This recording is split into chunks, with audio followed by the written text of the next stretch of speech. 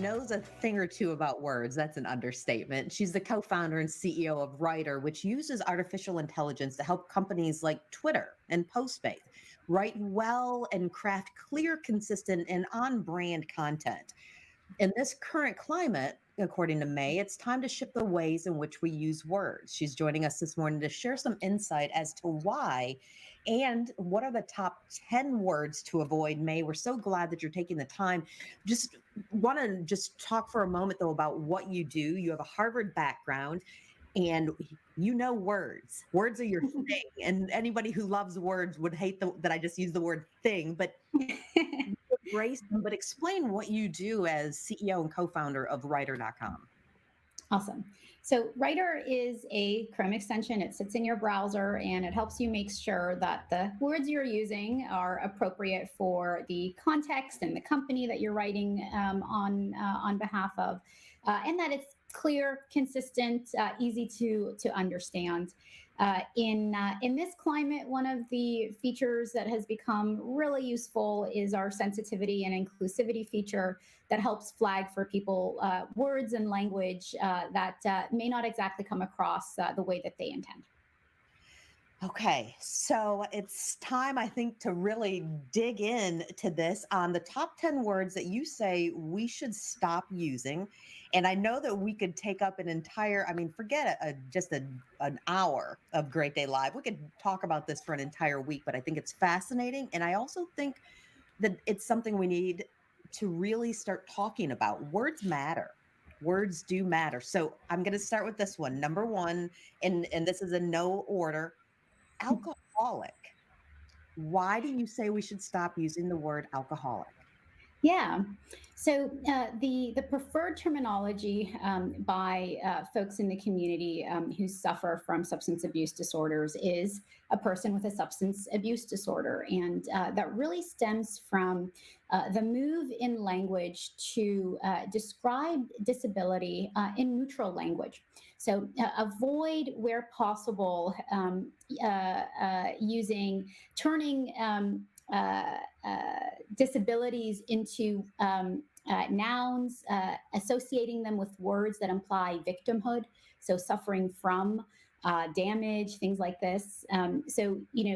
Thinking about the word addict or alcoholic and thinking about replacing that with language that's more neutral, that talks about the person first and not the disease first, is really what is behind a lot of the new guidelines around language. So that really lends itself to homeless. And at first, because that's a population that I and my family, since I was young, people who are homeless, Yep. We've wrapped our arms around. And because your home is so sacred, and but now stop using homeless. And are you preferring that people use the term houseless? So houseless is one option. People experiencing homelessness, for most people, it is a state. It's a temporary state, and so making that their primary identity is considered insensitive. It is insensitive. It's just so much more respectful to say people who are experiencing homelessness or people who are homeless or houseless. Now, what about elderly? Elderly is on the list. So what do you say? How do you refer to people who are senior citizens?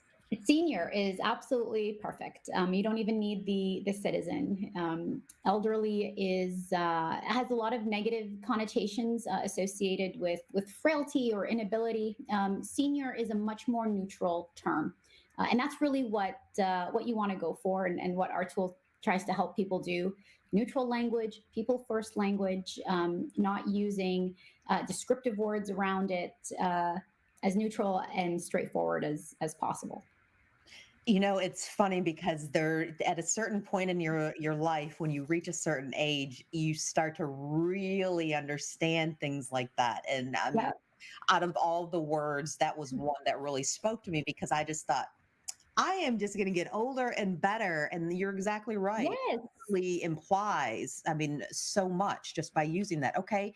Totally. How about whitelist. First, explain that how someone might actually use whitelist, and then explain why we shouldn't use that word or what an alternative is. There are a number of words in software that have some racist connotations associated with them. Color coding as good or bad, whitelist and blacklist definitely falls in that category. And the way that you would use it is, and this is embarrassing. This was something that was in our own product that we removed. Things that domains that are allowed or functions that are allowed or functionality that your software enables can be whitelisted or blacklisted. And that terminology has definitely been replaced recently by a lot of software companies into things that are just much more descriptive, like allowed and not permitted, which is actually a much more clear way of saying it anyway. In software, also in software services, there's this concept of master slave, whether it's code or servers, and that also is inappropriate and is being phased out by a lot of companies.